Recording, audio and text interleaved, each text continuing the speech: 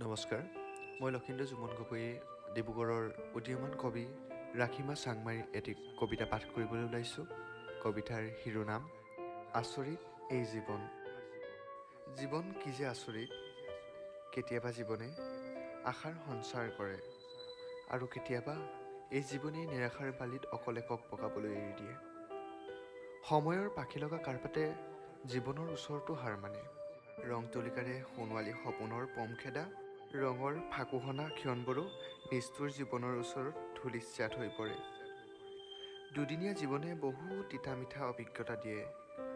নাহৰৰ সৌন্দৰ্যৰ দৰে জীৱনৰ সৌন্দৰ্যও ক্ষণস্থায়ী, কিয়নো নাহৰ ফুলাৰ বতৰত নাহৰ সকলোৰে প্ৰিয়, কিন্তু লঠঙা নাহৰৰ পাতবোৰতো সকলোৰে প্ৰিয় নহয়। জীৱনৰ সুন্দৰতাবোৰো চিৰযুগমীয়া নহয়। সুখবোৰ কাৰ জীৱনলৈ বিষাদ হৈ নামি আহে, কোনোবাই জানো ক'ব পাৰে? সেয়েহে কওঁ, জীৱন বৰ আচৰিত। ধন্যবাদ।